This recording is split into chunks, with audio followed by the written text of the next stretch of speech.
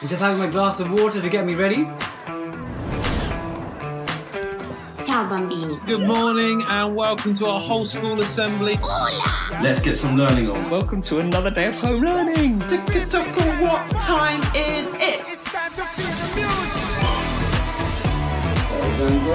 music. So we're going to work out the volume of this bingo. And they're all over the floor. I consist of 95% water. We learn grammar through the coolest tool, music. Super goed. Godt arbejde i dag, elever. I just need to keep up.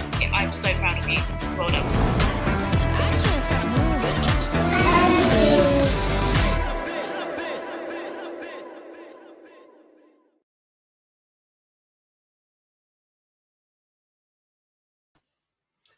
Hello everyone and welcome to this Chromebook for Education Masterclass for Beginners.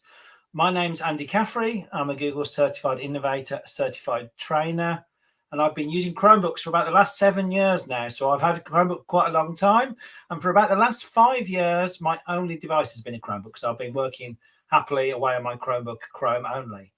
I'm joined today by my colleague Jess, who's with me.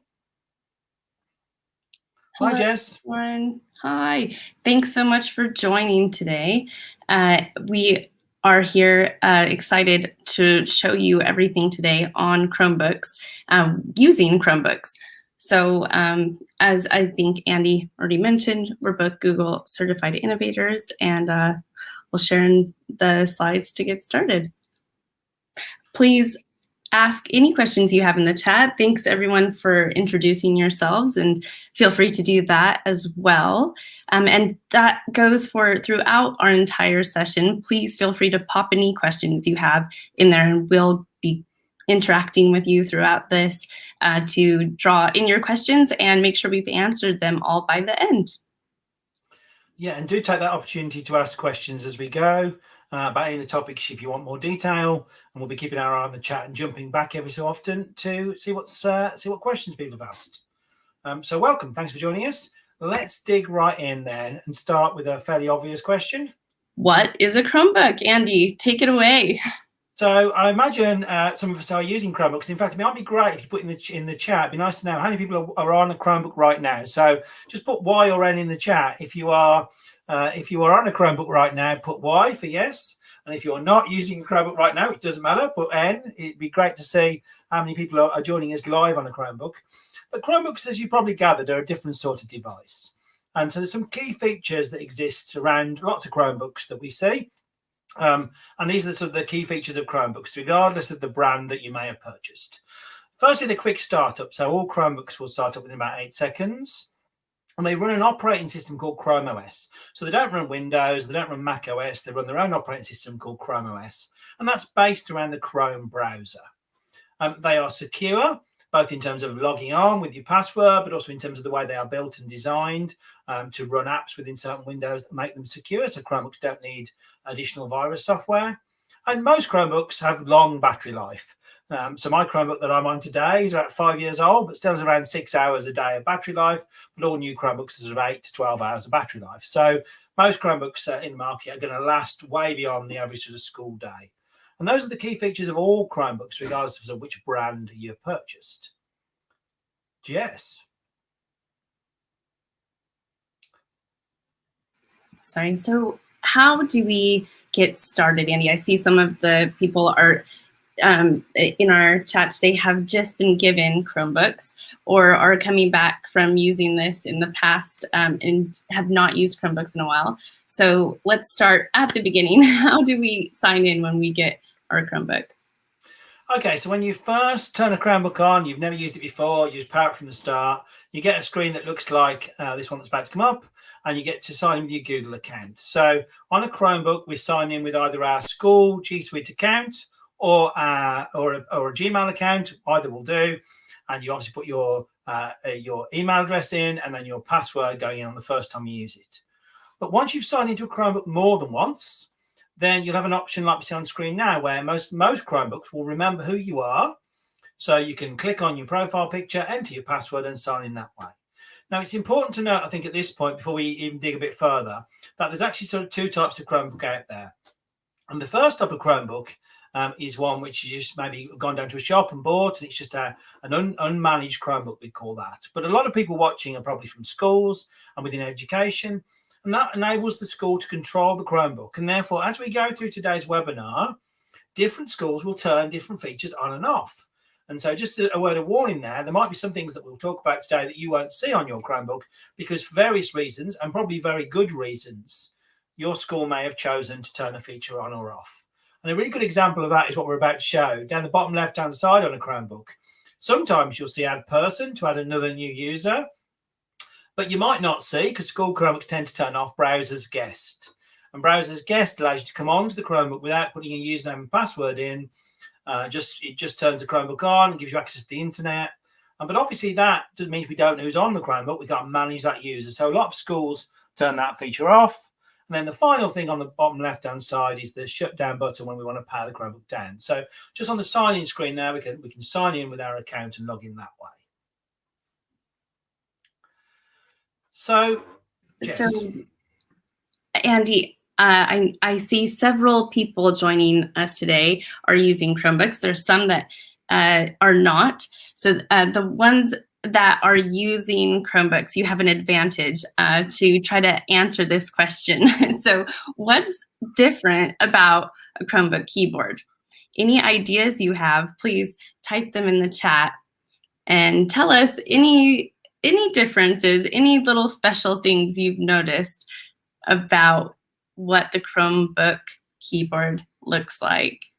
Now, I'm going to be honest here, Jess. I went about 3 years of using my Chromebook, and it was only when I was actually on a training course and somebody went, what's different about a Chromebook keyboard, that I realized that I totally missed the most obvious thing about the Chromebook keyboard that's different.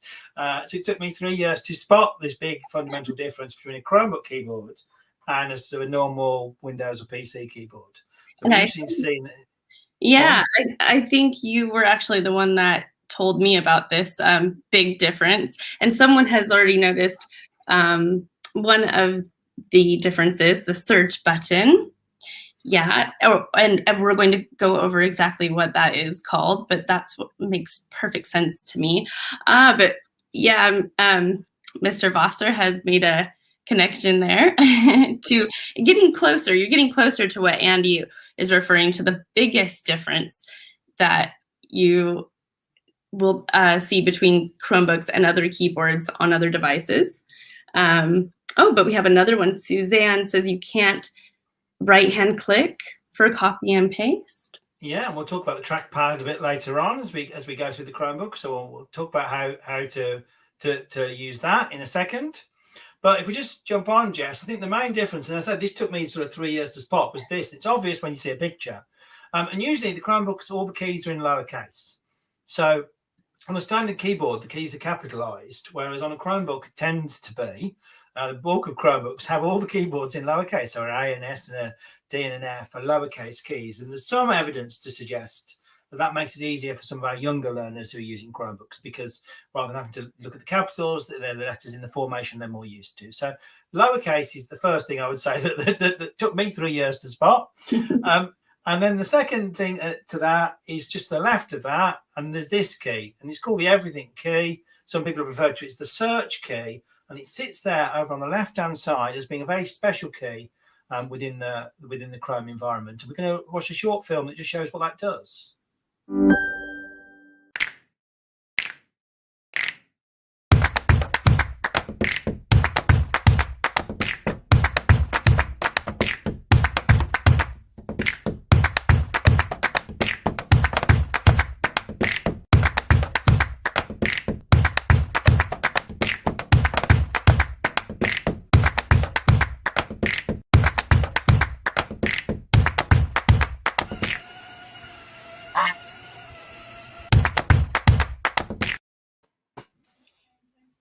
So if we just share my Chromebook screen in, what we'll be able to see here, this is my Chromebook that I'm working on right now. And obviously when I press the search button, it brings up the search bar there at the bottom. And that brings up that bar that gives me access to different things in this space. So I can start to enter what it is I'm searching for in there. As a geography teacher, I love to search for things like rivers. So I can put rivers in there and it's searching, seeing things in my Google Drive. So mentioning the Drive app. I've got things like files. It's doing a Drive file search at the same time. It's also doing a web search. So it's finding some things I might have searched for in the past based on the internet. So the search tool can do all of those things. The other thing you might have noticed when you first click the search tool, I'll just come on to it again, is that it also gives me access to the Google Assistant now. So down on the right-hand side, I can click the button and then I can bring up the Google Assistant and again, do the searches that I might do through the Google Assistant when we say, okay, Google, and we ask a question. And again, we can do that through the search button as well. So the search button is a really useful button when you get used to using it. But then there are also some people I'm aware of who go, well, that's lovely, but I really would rather have caps lock there. You know, they've taken away the caps lock button and they've added the search button. So you can change what the buttons do on a Chromebook. If you go down to the bottom right-hand bar, you can access the settings area on a Chromebook. And when you access the settings area on a Chromebook, once you come into this area, you can put in for your keyboard, just search for the keyboard section in settings. And in the keyboard section of settings, as you can see, you can change what the button does. So at the moment, my search is operating as it's supposed to as a search bar, but I could change it. So if I want to take that back to being a caps lock or I want it to do something else, I can actually change what each of the buttons do. So sort of your choice. You're a real big fan of writing in capitals, which I always think is shouting, but you want to take it back to capitals, feel free to change it back in settings. Otherwise, leave it as the search feature so you can access the search. So that's the first sort of difference, and lots of people spotted that as we went in. Back to the slides so we can talk about the next difference. So someone else spotted this, I think, in the chat earlier, didn't they, Jess? Yeah, that usually we'd have those F buttons along the top, as someone called them, but we have a different top row in Chromebooks.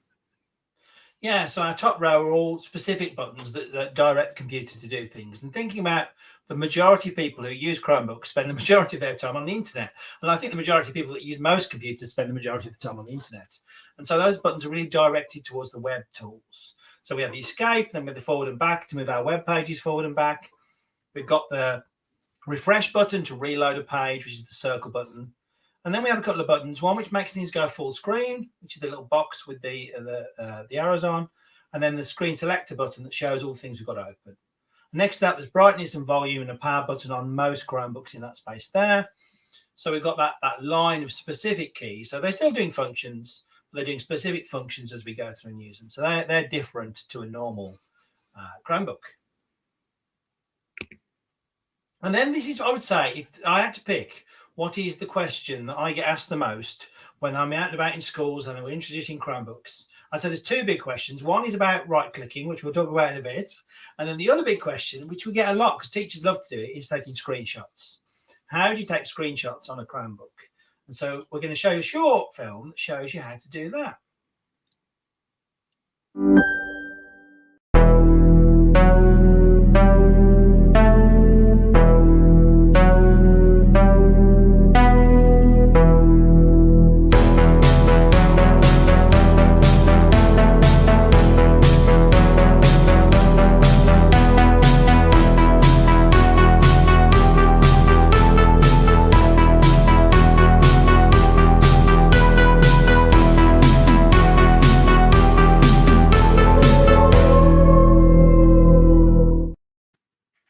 Very spooky, but useful. Also, students often want to know, of course, how to sometimes turn in work by taking a screenshot. So this is super useful to share with your students as well.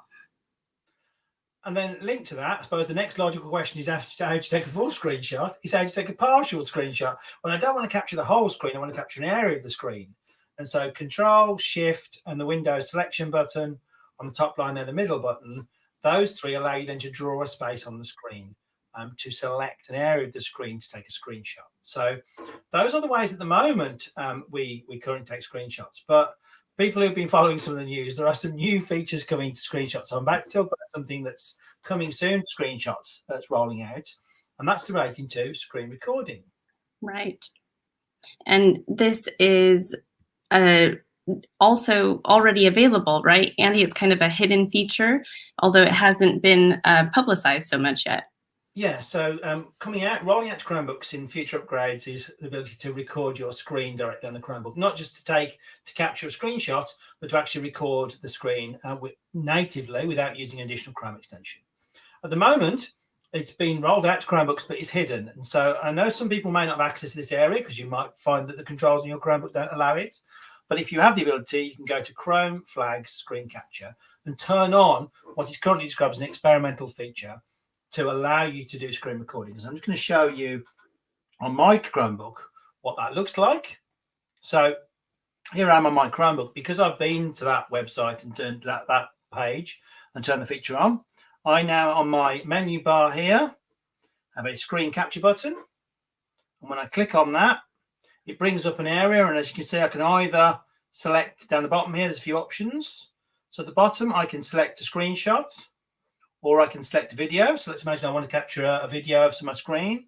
And again, I can either select, maybe I want the full screen. I want to record my entire screen. Or maybe I want to select an area on the screen, just have a part of it recorded. Or again, the tab window, it's my choice what I select, but I'll go for an area. I'll draw my little area and capture that space of screen. Press the record button, and then it counts down 3, 2, 1. And what it's now capturing is a video of that screen. If I move my mouse through, my mouse will now be on the video a little bit. And then when I finish, I just press the stop button in the bar here. And now that recording is saved into my downloads area on my Chromebook. So this is featured at the moment. You can only turn on through that link we mentioned. And we'll pop that link, share that link in a minute in the chat. But rolling out to Chromebook shortly is that ability to natively record on screen. I think that's a big difference for a lot of students. No need to bring additional extensions in potentially to record screens, just be able to capture both moving images and still images that way. So screen recording. Jess, what's next in our questions? Yeah, so I have a question. And of course, for everyone, feel free to pop things in the chat. We've already talked a bit about how to use the trackpad. And people were curious about the right click, for example. So yeah, how exactly does this Chromebook trackpad? I'm going to pause you, Jess, because there was actually a question came in from Suzanne, and it's just relevant to the last section, which is when you take a screenshot, where does the picture you go take it? Which is a really logical follow-up thing to ask. So before we jump into trackpad, let's just talk about the files and where that goes. So if I want to pop my screen back in, and then we'll have a look at where that goes. So here I am on my Chromebook, and actually we did just take an image. So when you first capture it, in fact, I'll capture another one just so we can see what that looks like, which is there, and then capture just a screenshot of that. You see, it does this thing where it brings the image up on the right-hand side here, and you'll see that whichever method you're capturing with, and you've got that edit and delete button there, so it's instantly captured it and notified me of it. But obviously after a moment or two, that disappears off the screen, and frequently you're busy doing other things. You don't realize it disappears off. It's decided not to go off today. It's just sitting there, but I'm going to make it go off. But those files all live in the files area on the Chromebook. So you should have a files icon. I've got mine in the bottom bar here because I've chosen to put it on my bottom bar so I can access it. But if you don't have files there, you'd still be able to press the search button and bring up to your apps. And you should somewhere in there see the files icon. So if it's not on your bottom bar, it'll be somewhere on your Chromebook there. And that obviously takes me into my files area. And then screenshots go to wherever the things are saved by default, which is usually downloads. So here I am on this Chromebook. You can see I've only done 3 screenshots. The ones I've just taken. One of them's a video and that one's just an image. But that's where they've gone. So they've gone into my downloads area. So wherever your machine goes by default, which is probably downloads, because most people never change it, that's where your screenshots go. So you can get it back from there. And again, I could right-click, copy it, paste it into my slides. I'm very often grabbing screenshots, going to slides with things, and that sort of content. Andy, just in terms of keeping, well, an organized Chromebook and also keeping your file size or, storage size down, what do you recommend doing with the images once you're finished with the slideshow? Say, for example, the purpose of them, do they go somewhere in a Google Drive? Do we throw them away. Like in other devices, there's different ways to have a trash or rubbish bin. So how does that look in Chromebooks? I mean, you can obviously right-click them. We haven't talked about right-click yet, but you can right-click them and you can go and delete a file. So if you want to keep things tidy, you can. Most modern Chromebooks have plenty of memory size. I'm thinking about my main use Chromebook. I've got probably a lot of files in my downloads area. I don't think I've cleaned it out ever. So I don't think it's a particular issue. You'll notice on the left-hand side here, you've also got access to other areas, including my Google Drive. So if this screenshot I've captured, I think is important, I'm going to need it a lot. Maybe I want to put it into my Google Drive area. I could drag it across here in the Files app and just move it across into my Drive and bring it into maybe one of my folders in my Drive. And I could do that with it. So it's entirely my choice. I can choose to move things around in this Files area if I want to, but most Chromebooks would live quite happily with quite a bit of content in the downloads. Great, awesome. So shall we move on to the trackpad then? Yeah, let's move on to the trackpad area. Okay, I think people are curious about this. So there is that thing, isn't there? And I must admit, when I moved over to Chromebooks, I think one of the very first things I did, and I'm going to be very truthful here and tell the truth, was I went and bought a mouse and I plugged it in the USB because I just initially couldn't get to grips with like the trackpad. I would be typing, it would be my hand would be brushing on it, the phone would be in the way. And it took a while to get used to it. And then I think the more I used the Chromebook and the more, particularly I'd be out without a mouse or you just be traveling, I think the more I got used to using the trackpad. And now I'm more of a trackpad person. I think people just adjust over time. So if you're not used to it, you can plug a mouse in, that's fine. It works with Chromebook mouse will do. But you can also, of course, use the trackpad. Move the finger around, fairly obviously moves the pointer around on the screen, which is fairly obvious. And I would say the other most asked question that we get, particularly from students, is the one someone asked earlier about right-clicking, which is how do we right-click on a Chromebook? And that's two fingers, a two-finger click. And when I'm working with students to bunny ears, and I can see Jess going into bunny ears mode there to describe that, is how I often describe the right-clicking. So it's a bunny ear shape, and you two-finger click on the trackpad, and that's obviously going to bring up the menu or the right click at wherever you were at. So if we just share my screen back in again, what we often see when we right click there is we get the menu at that point. So in this case, because I'm just on the desktop, right clicking gives me the menu for desktop. And again, I want to change my wallpaper or go in settings at this point, I can. So the right click, that two-finger click just accesses that area there. But two fingers and different numbers of fingers on the trackpad can also do other activities. And so the other thing we can do with two fingers is firstly scroll up and scroll down. So when we got two fingers on the trackpad and we push up, what that does is it scrolls the window or the page. If you're on the internet on a big long page, it's going to scroll up. Two fingers and drag down, it's going to scroll the other way and drag down again. And I'm always aware that when I talk about this on a YouTube video, some people scroll up and scroll me off the screen. So if I've dropped off the top, put two fingers on, scroll back down, and I will appear back on again. But that scrolls us up and down the screen. But we can also use two fingers to move when we're on the internet forwards and back, a bit like the forwards and back key on the top of our keyboard. And there's a short film that shows how that works.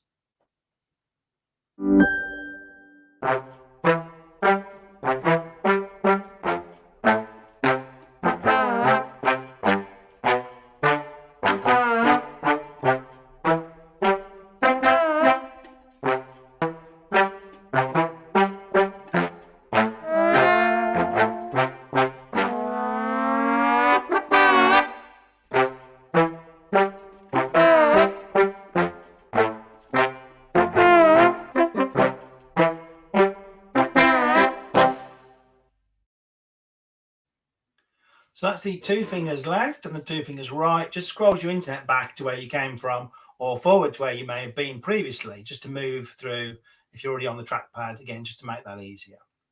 In some ways, it borrows it from the way we use mobile phones, where a lot of people scroll in that direction to move mobile phones now. So, and Andy, I know we've kind of covered the features, the physical features now of Chromebooks, but we want to dive into what's inside our Chromebooks, what lives there, which of course are mainly apps. So we're going to break this down into several sections, right? And I'm going to, and talk about different apps on Chromebooks. And I just noticed as you were talking that someone's asked a question about apps already. Oh, that and Mark asked a question about what's the best app. This is exactly the right time to ask those sort of questions. So if you've got specific questions, and I'll come to that one in a minute because I haven't even shown where apps come from yet.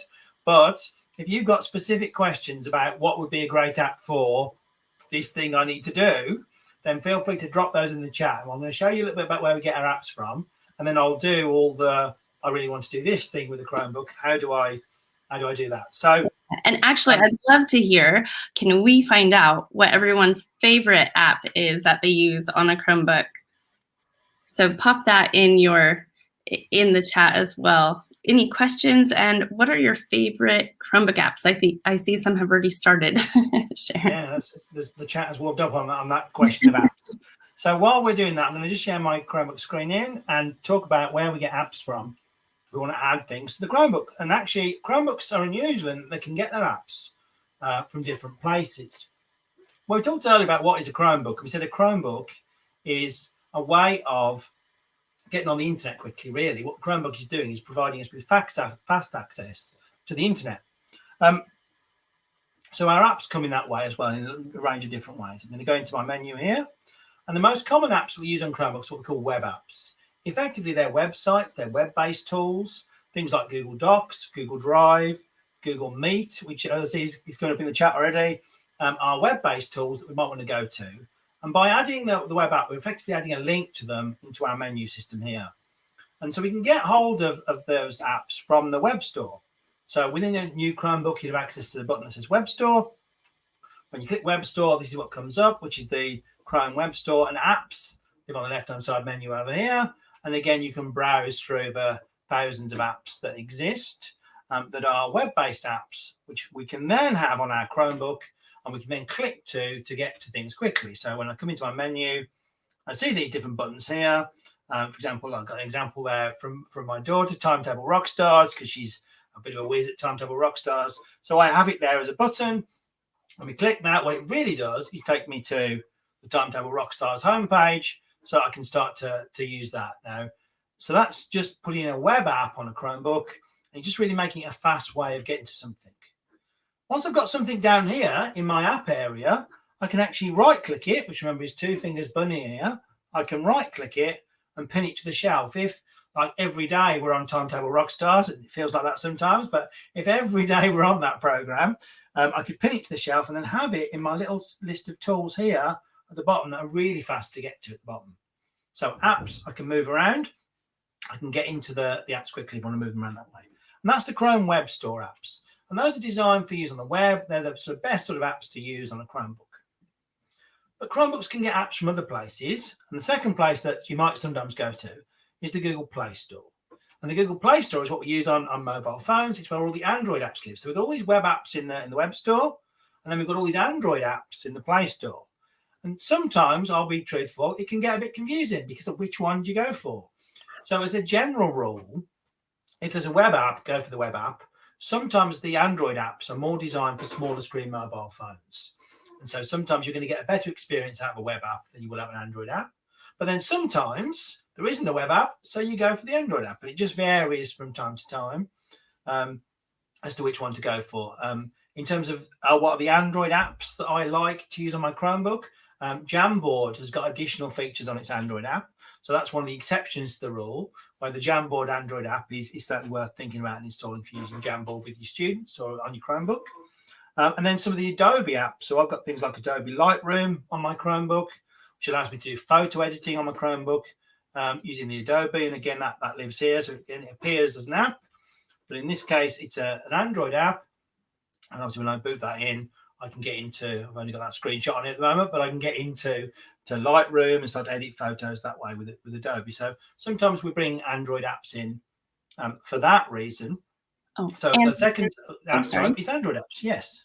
Yeah, on that note, there's a lot of talk in the chat about Google Meet, and so how one might get started with using Google Meet on a Chromebook. What would you recommend? Yeah, certainly. So I've seen some questions already coming up about Google Meet on Chromebooks. So Google Meet is a web-based tool, and it lives in a variety of places. So if I just see, I've got it. I don't think I've got it added as a straight shortcut on my Chromebook. So this is a really good point. Could we show that? Yeah, that'd be great. Yeah. So let's imagine that I'm going to be using Google Meet a lot, and given the current situation, I probably am. So I'm going over to the internet, and Google Meet lives at meet.google.com. That's its web address. I can just load it for the first time. Just going to pop it in there, and there's the sort of the home page of Google Meet for making video calls. Once I'm on there, I could highlight that and just right click it. Sorry, go to the top line there. Go to did that wrong. Loading Google Meet at the top. Go to the dots. Go to more tools, and one of the options here is pin. Where is it? Sorry. Normally pin is there. Why is pin not there? Are you creating a shortcut? I was going to pin it. Yeah, shortcut. I missed right under. Great shortcut. There it was. You know, your mind can't see. It was staring me in the face. That button was, and I was like, I can't see it. Create shortcut. So I want to create a shortcut to Google Meet, so I can get there quickly every time. Create shortcut. He says, "What do you want to call it?" Google Meet, and press create. And I now have a shortcut to Google Meet that I can use to access Google Meet quickly.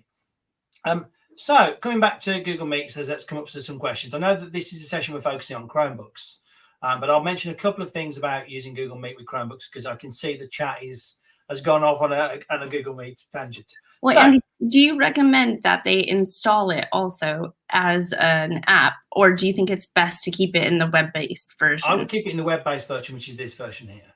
And the reason being is that there's no real benefit to using the Android app. Google Meet, the full capabilities of Google Meet are available on the web. And Google Meet was designed as a web experience tool.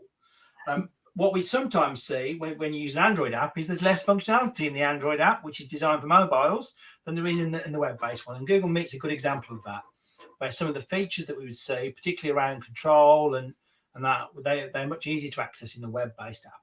So Google Meet, keep it as a web-based app. Shortcut it if you need to get access quickly, but come in this way, and then obviously we can go into Google Meet.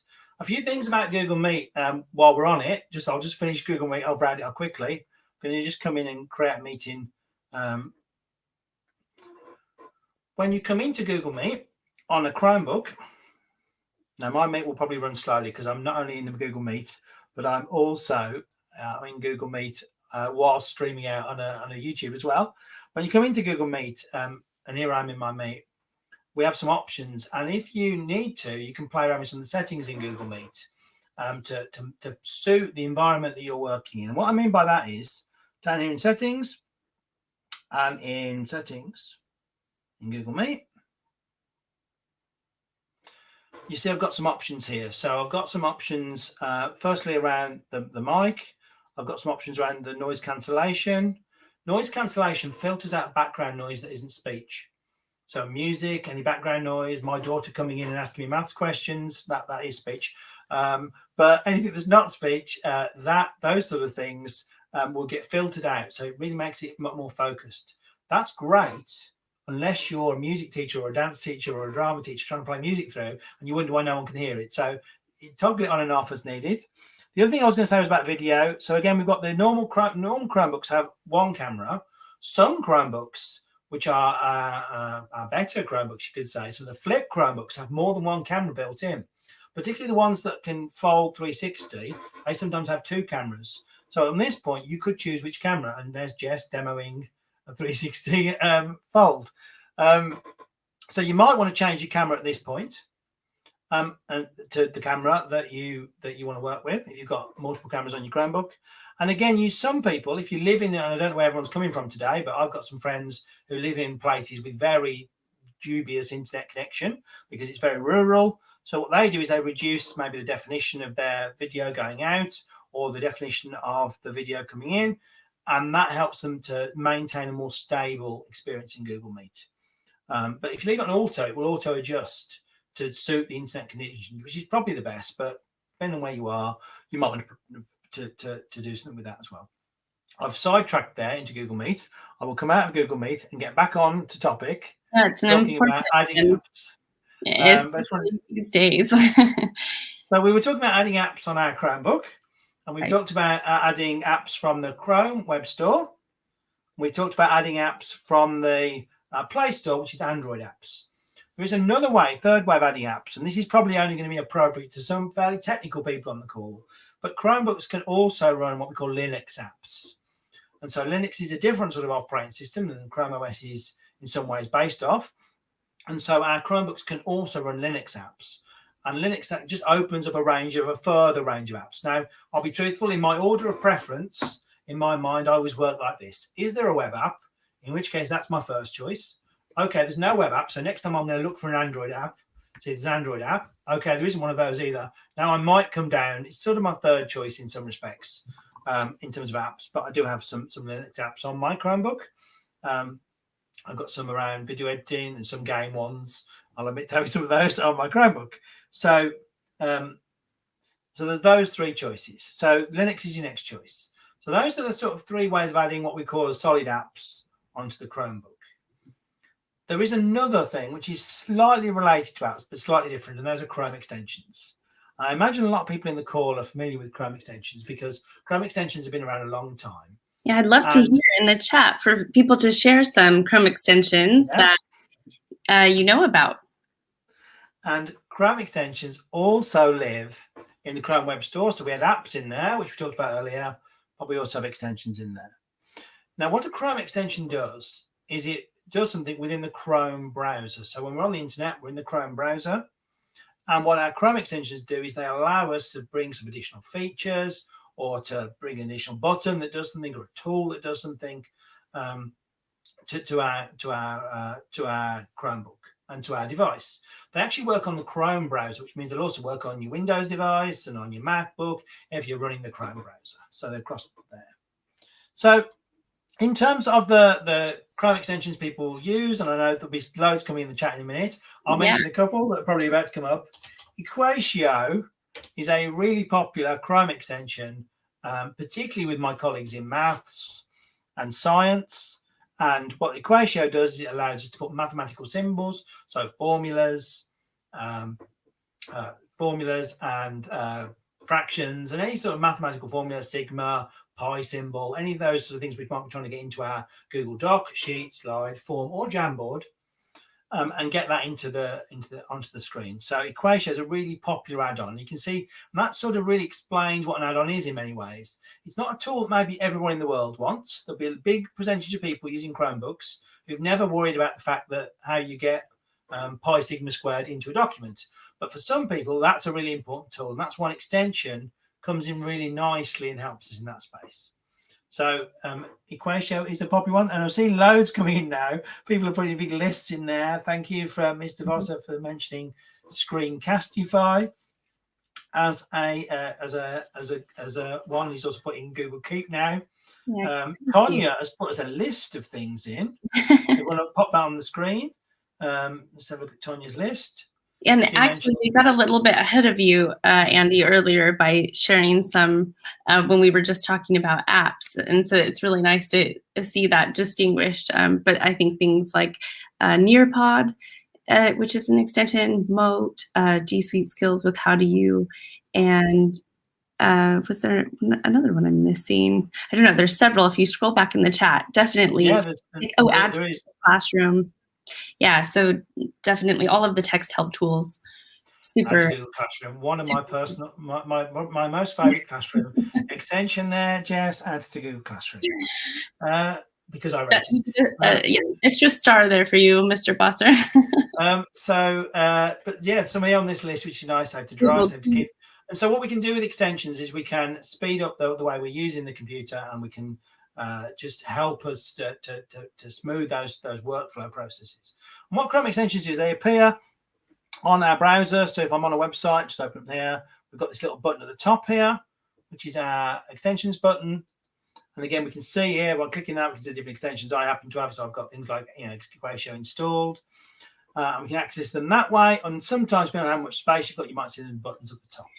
And Andy, why would you want to pin an extension? I know some extensions don't need to be clicked on to use them. Some of them run in the background. So, for example, which one of those would you pin so that you could click on it easily? I would say in my list of extensions right now, I'm going to probably pin Equatio because we need to click on it to insert maths.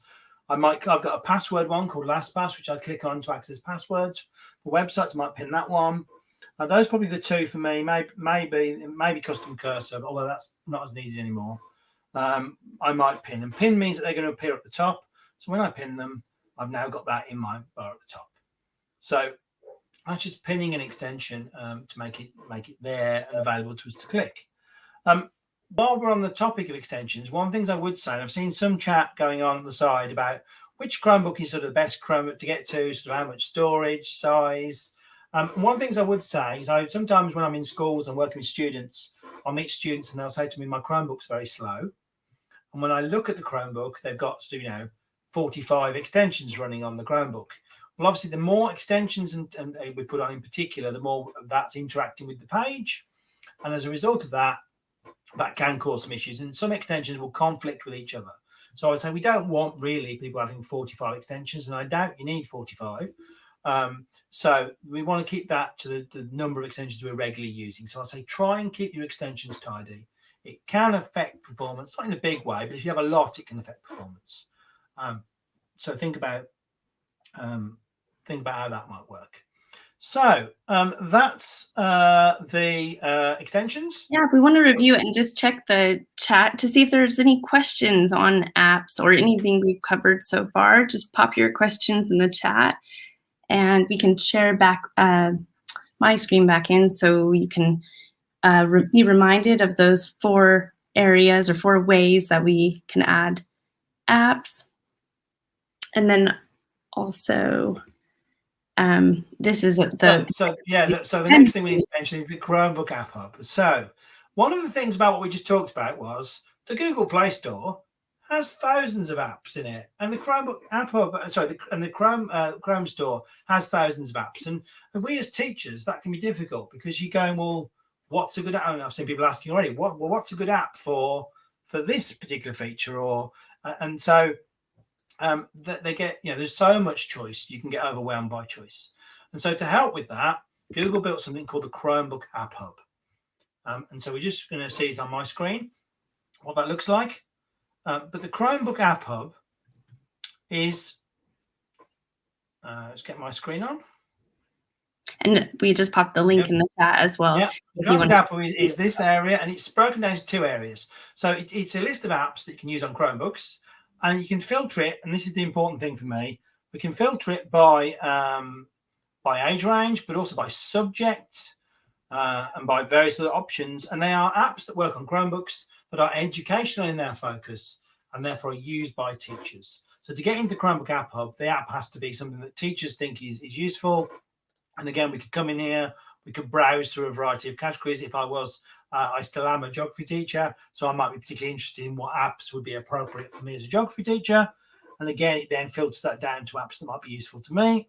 Somebody mentioned Instant Learning Early, which is a great Chrome extension for annotating on the web. Sorry. Things like Parlay, which is a discussion-based tool, book widgets, very popular, building quizzes. So we see, again, a range of tools that geography teachers, in this case, are saying are worthwhile mentioning. Excuse me. So we got the apps there. And also in the Chromebook App Hub is what we call the Idea Sparks area.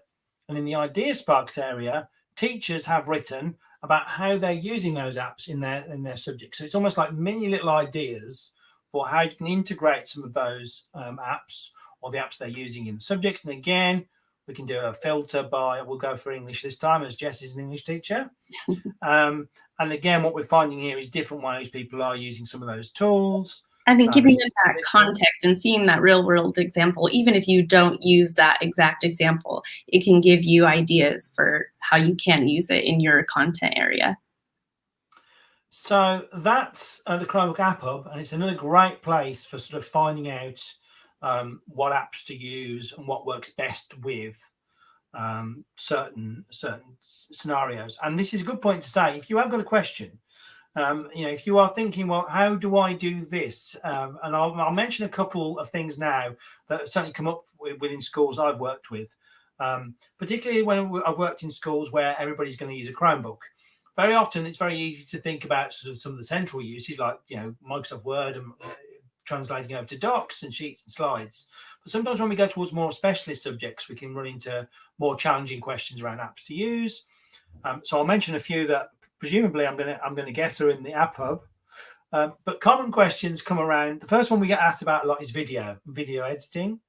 And there's a range of different solutions out there for video editing on Chromebooks.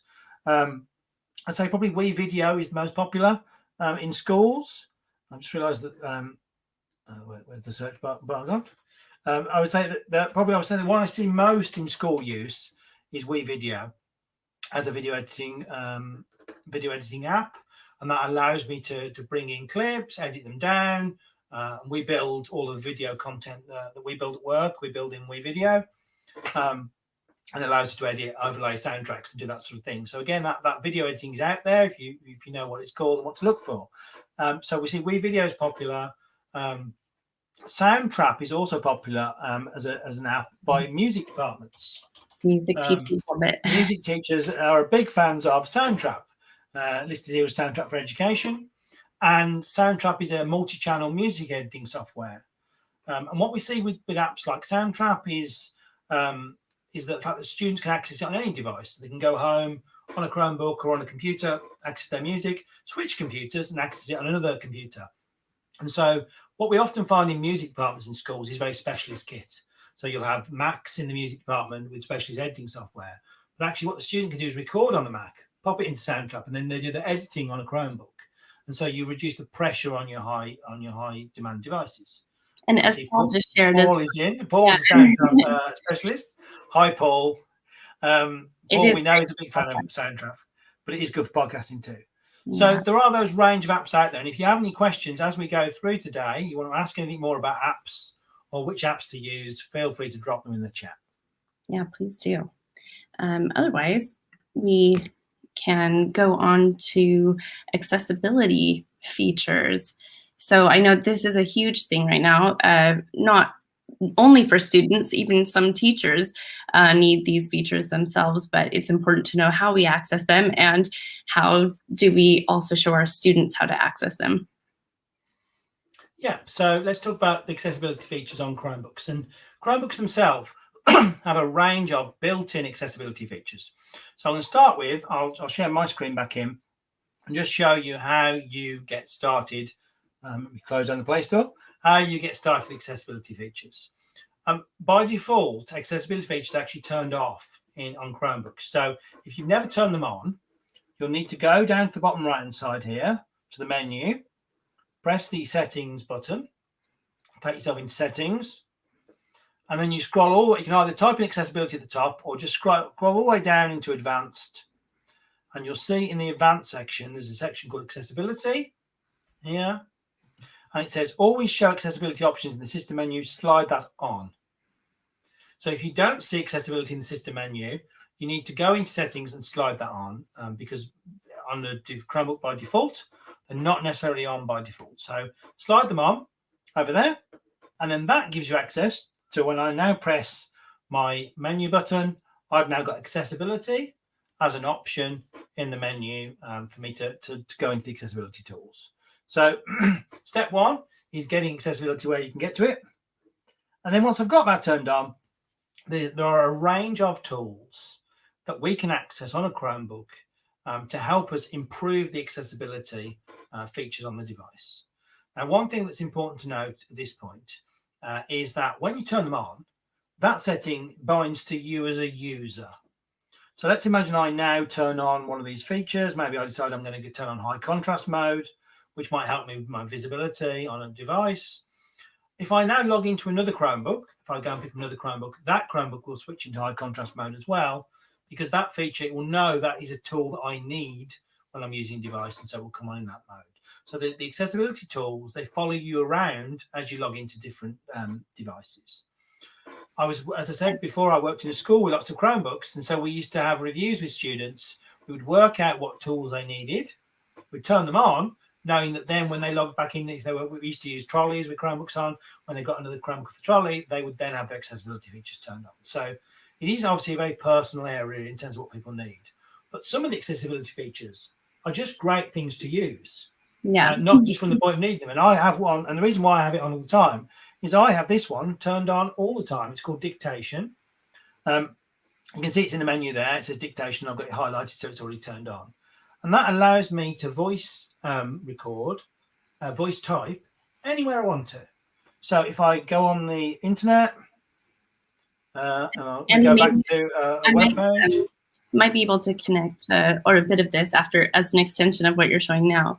One of the questions that came up was about recording a video as well, using the Chromebook and having a bit of a delay. Suzanne said she's having.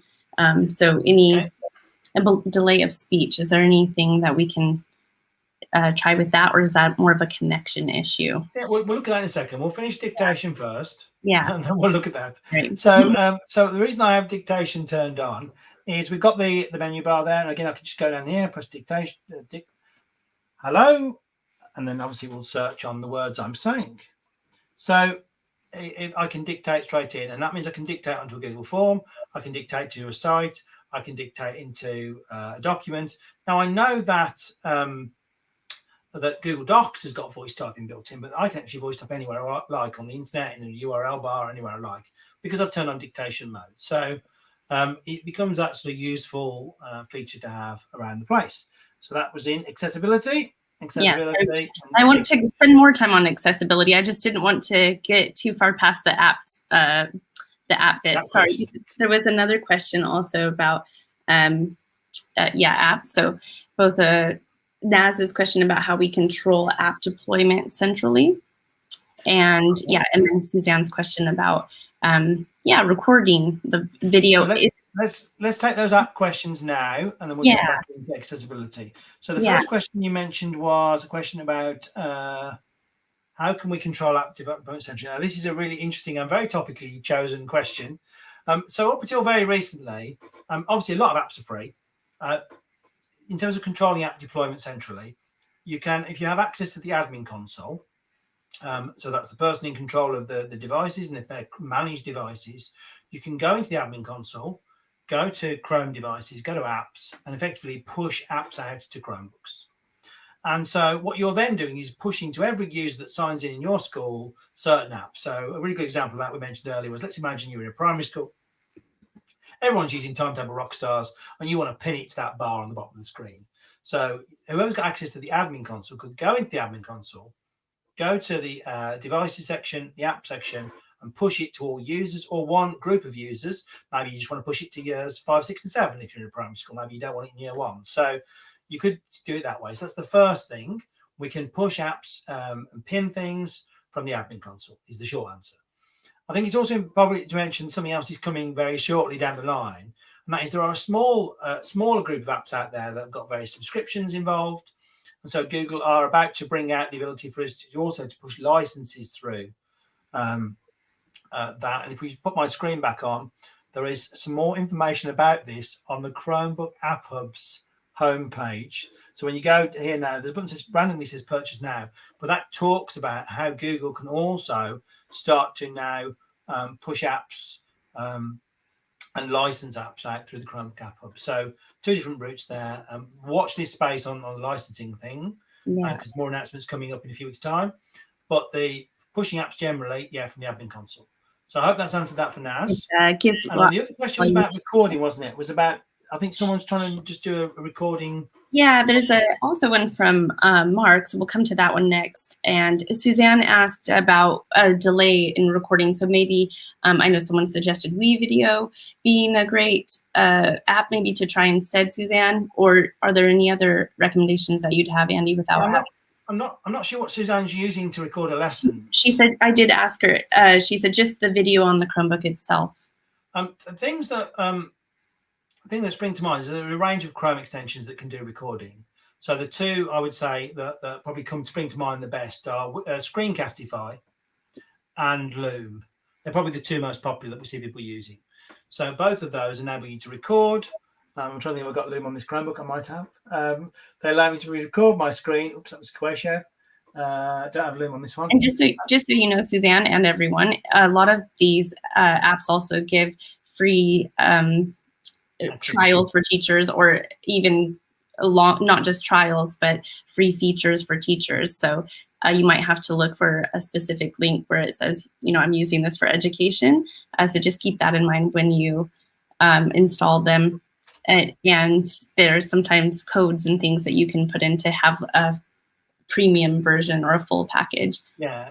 I would say, as we're answering the question, to answer Suzanne's question succinctly, Loom or Screencastify are probably the best two for screen recording on Chromebooks, apart from the native screen recorder. And that I don't think you should have a problem with sound versus screen lagging. If you still have a delay, I'd say it's probably a connection issue rather than the device issue. And then Mark put his question back in. Yeah. So Mark's question, because he asked it very much earlier on. He's looking for the best app to do a full school meeting. Also, I need to tell all students, but students don't have email addresses. Interestingly, right. I mean, some of this may depend upon what tools your students have got access to and what will therefore be appropriate. So I'll mention a few different routes. One, obviously, there's what we're doing now. I'm sitting here on my Chromebook using a tool called StreamYard to stream straight into YouTube. So I'm broadcasting to the world on YouTube via an app called StreamYard.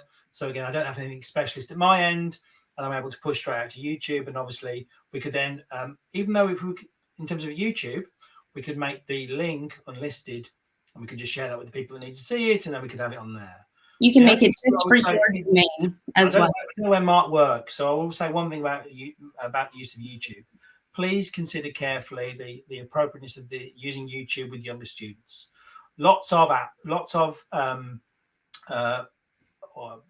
to say control apps, but things like Google's own Family Link only allow students into YouTube Kids because they are trying to protect students. So if you're pumping out content into YouTube, think about that, the appropriateness. So that's StreamYard.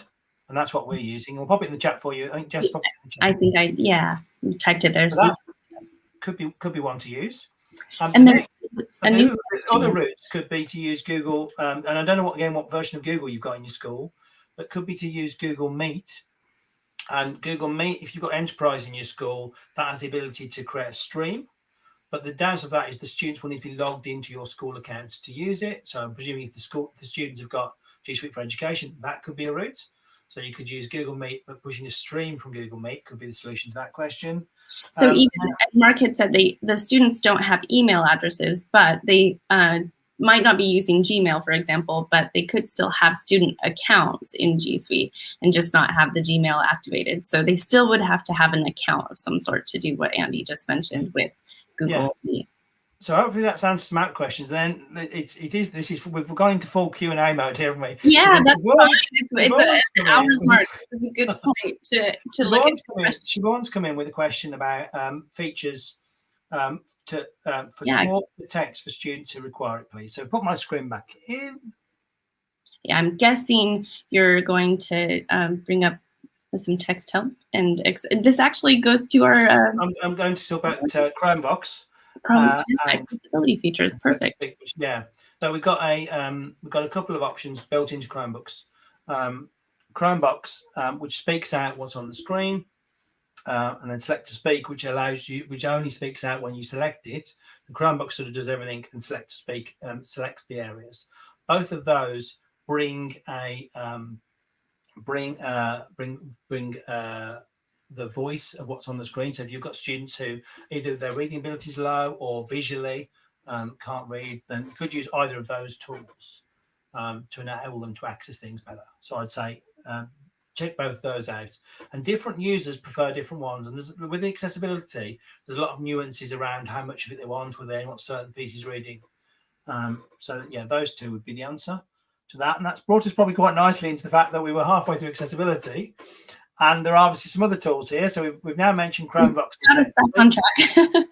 We've talked about dictation. We've talked about contrast mode. We've got, for people with visual impairments, we've got the magnifiers. So a full screen magnifier zooms it in to give us a much bigger space. And again, we can then move around with the mouse.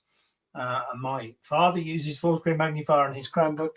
So there's full screen magnifier. Docked magnifier gives us a sort of an area at the top where we see it much more zoomed in. And an area at the bottom where we don't. So that's docked magnifier. Let me turn that one back off. which was dot magnifier.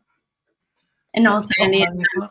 there's another question from Mark about, are there any apps that allow remote assist, which is a nice another combo between accessibility and apps. We're having lots of intersection here. Yeah, and we are having a few intersections. I will get the there is, but what I would say about remote assist is there is a Chrome remote connection tool that you can use if you need to remote into someone's device.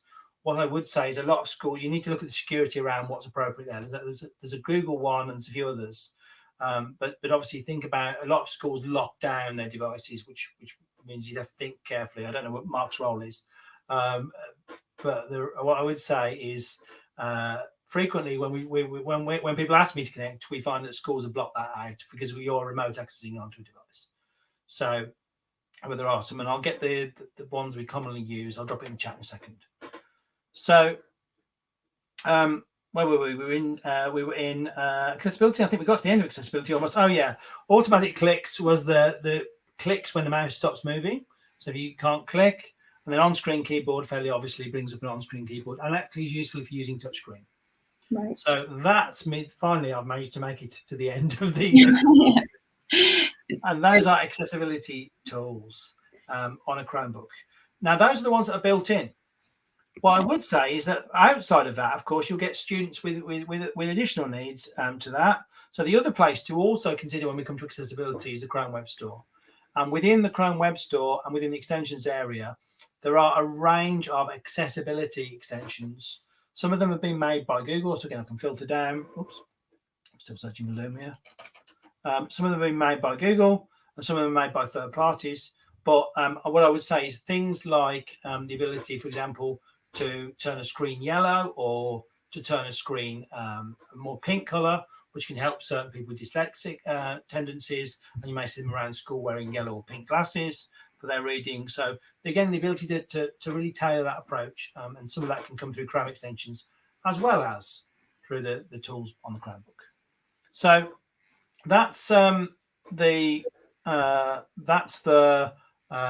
accessibility tools on Chromebooks. Where are we going next, Jess? Yeah, just to pop in any of these things that we've missed, there's so much that you can watch, and on the Chromebook official YouTube channel, you can also see a lot of these pieces. Did you want to mention any of this, Andy? We talked about the dictation on screen. Yeah, there are the videos. So there are some great if you search on YouTube on the Chromebook channel, there's a dedicated channel for Chromebook. That's where there are some far more detailed videos, some 10-minute long videos about some of the accessibility tools.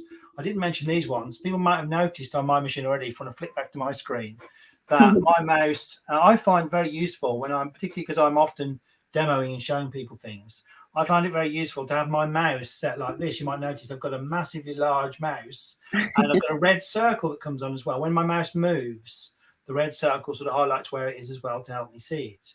And that's useful, obviously, if you've got visibility issues, also useful if you're demoing, working with students, trying to show people on a YouTube webinar how to use things. That natively can be changed within the Chromebook settings. So again, you go into settings, onto there, we can put in, it's in accessibility, isn't it? So it's down here in accessibility. And mouse and touchpad. And again here, we've got the large mouse cursor as an option. So that's where we turn that on and off. I've got highlight the mouse cursor while it's moving turned on. So again, we've got that. And I've got my color cursor. I happen to like the color green. So I've got green there. But there's a range of colors. You can actually change your mouse color as well. So again, there are the options here to really sort of to craft the device and make it user-friendly to the end user. And Andy, did you also want to show while your screen shared in the audio captions and or Braille? I can't show Braille. Or sorry, we have a slide for that. Yeah, sorry. We can show that on the slide. So that Chromebooks do, what Jess I think he's alluding to there is Chromebooks do work with additional tools as well. And so quite a lot of the Braille readers, which are almost electronic devices that people who can read Braille can use, can be plugged into a Chromebook and used in that way. And that, I think, Jess, is on.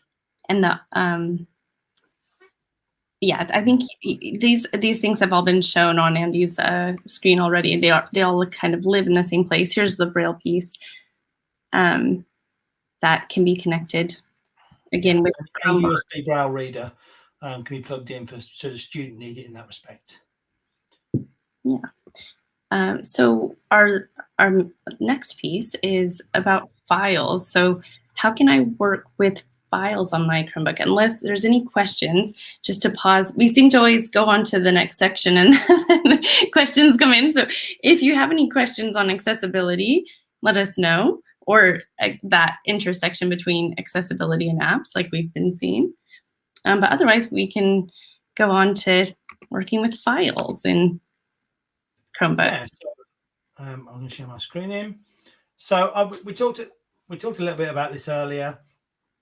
So when you asked about files, so we have the file area on a Chromebook, and again we can access that through the file. I've got my file area pinned to my taskbar, so I've gone into the menu. I've right-clicked it, 2 fingers, and I've pinned it to the shelf. Mine says unpinned because it already is there. But I press pin to shelf to give me access to the files, because frequently you are working with files. Once I'm in my file area, I can obviously see, in this case, things I've downloaded in my files area, but I can also access my Google Drive through this, go into my full Google Drive and see what's in my drive and access drive files in that way. When you are in this area, there are some native readers for the various documents you might open. So if I'm going to go for an image, it opens in the Chromebook's built-in image display tool, which is this. And again, I can do some various things here, crop it and resize it and move it around a little bit if I want to do sort of minor changes to my image on a Chromebook. So that's in that area there. I can also right-click it and press Get Info if I need to know a bit more about it. And it brings up this side area. It tells me the size and the sort of the things you might be need to know if you've got a big file or you're interested in the file size. So that's when I'm in that area there, but I can also access all my Google Drive tools through this space. So again, I can go into my Google Drive area. I'll go into some random files I've got here. And again, I can access all of these files from within my file area. And then as soon as I double click them. What's the difference between this and the Google Drive app? In reality, I'm still using the same area. I'm still moving to the same thing, and I could do exactly the same thing inside the Google Drive web app. But what I'm doing, obviously, seeing it natively, and it allows me to move things between the two. So I can drag and drop to move things to different areas. So if I suddenly decided I want to move one of these things, I can obviously just grab it and move it here. And I suppose this uses what I would consider to be a traditional file format. One of the things sometimes people struggle with on Google Drive is that it's a web-based web page. This is using a sort of very familiar, moving things around, dragging files around, moving folders around. So I frequently, I'm very much into folders in my Google Drive. I frequently would use the Chromebook file area to move things around in that space. So I would say that was one of the key things. Do you want to talk about like pinning folders or starring files? Yeah, so I'll show you that. Give me a second. I was just while you were doing that. Do you want to mention that while I just find the link? Because I'm just conscious Mark wants his link. Yeah, sure. Okay. Yes, Mark. So we have also there's different features, and I also just saw the offline feature. That's another important thing to mention with any of the Google for Education applications or soon to be Workspace applications. You can have your Google Slides presentation or your Google Docs file open and work on them offline, as long as you have that little slider that is on Andy's screen there, that available offline. You can make an entire account available, or you can make certain files available offline, which I found super handy. Back in the days when I used to be able to go places and, for example, on trains and planes, you can still work on your files. And then when you get that internet access again, everything that you did while you were offline is uploaded. So I think that's a super important feature. And you can star those files. You can also access them if you're in the Google Drive app through the recent files, or as you see shared with me. Those are all similar things that you'll see in the app too. And there's, the offline piece. Yeah. And so that's really the file area on a Chromebook. Happy to answer other file questions Jess, I think we're moving towards the end of our session. We've left a little bit of time at the end, haven't we, for questions and answers? Yeah. So I know we've covered a lot of questions and answers as we've gone through. And we've also been answering some in the chat. But it'll be great to see if anyone else has got any other questions they want to ask. Now's a great time. And Jess, if you want to scan back up and see if there's any other additional Chromebook Q&As which we haven't covered today. Yeah, let me just double check. I think we have covered most things and had all of those great shout outs for the different extensions and apps. And someone did ask and they said it might not be permitted, but can you recommend minimum specification for a Chromebook? I've been tasked with costing up some new Chromebooks for my school. So that was Lori's question. In terms of the minimum specs, I mean, sort of part of this comes down, what I would say is think about what the Chromebook's going to be used for and what features you think are important. And the reason why I say that first is all Chromebooks are, in some respects, very similar. They're all built off the same spec. Google specified that spec out to schools, and therefore there isn't sort of the huge variation. If you were to buy a Dell versus an Acer, they're going to be, and the spec is similar, they're going to be similar. So in terms of that, think about what the use case are. And the reason why I say that was a while ago, I really like the Chromebook I've got now. The Chromebook I had before was quite a fancy flip Chromebook that had touchscreen and all sorts of features, and I rarely ever used the flip. Like, you could flip it and turn it into a tablet, but I never did. I never flipped it and turned it into a tablet. So think about what the native uses are. It's the first thing. In terms of spec, most now I would say is to think maybe about 8. What was I going to say? I was going to say 8 gigabyte minimum. But I think you'll see mostly more than that now in the market. And I don't think there are any really that are sort of slow or worse. It's really thinking about what features you want. I'm trying to think back to my very first Chromebook, which was the Samsung C303. That couldn't cope with lots of tabs. I think that was just because it was 10 years ago and it was a very early Chromebook model. Certainly, all the models on the market are pretty equivalent in that sense. So think about what features the learners might need. Is a stylus important? Is a flip important? Is touchscreen important? And then some of that will help you find an appropriate price point.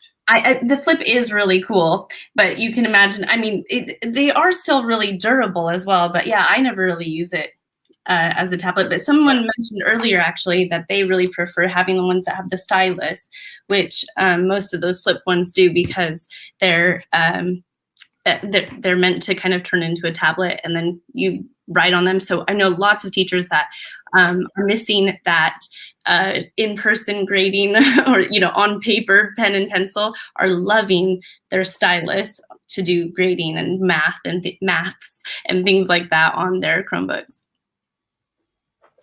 But other than that, really, maybe 8 gigabyte RAM to handle Meet. But other than that, I wouldn't think there's any major other considerations. Bear in mind that the storage on board, because a lot of it's cloud-based, isn't as vital as it would be if you're looking at, let's say, Windows device. Yeah. So I hope that helps with that question. Just some new comments. Yeah, and Katie just shared how helpful and useful the flip is with younger students. And Paul, yeah, touchscreen, if you want the Android apps, definitely. Like Jamboard has some wonderful features with the AI integration on the Jamboard app in Chromebooks. You can actually draw on that screen. So very fun to play around with that. Yeah, great. Shall we mention some other useful resources?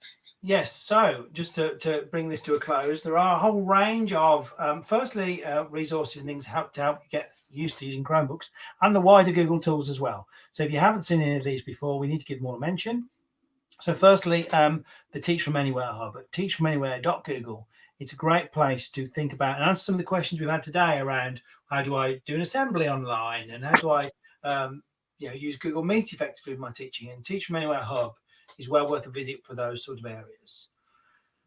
Linking into that, we also have the Teacher Centre, which is a great resource of online tools and support, both from the product point of view for Google Meet, Classroom, Doc, Sheet, Slides, and also from some of the hardware point of view. There's some sections on Chromebook on there, and that's at g.co/Teacher Centre. So that's the Google for Education Teacher Centre. As a result of today, we also do need to share our evaluation form with you all. It would be great if we could get some feedback on today's session. So we're going to drop the evaluation form in the chat. And please let us know what bits you found useful and what bits you might want to get more detail on in future. The feedback form is there in the chat. But otherwise, thank you very much for joining us today. Have a great rest of Tuesday. And don't forget, there's a whole range of webinars coming up on the Google for Education YouTube channel. We will follow up with further details, and there is a link there in the chat as well. As well as sign up for any other webinars. And don't forget also about the Learn with Google event that's coming up on the 18th. That's a big one, or 17th and 18th, depending on where you are. So definitely sign up for all those awesome events coming from Google. Wonderful. Thank you all for watching. See you all soon. Bye. Bye.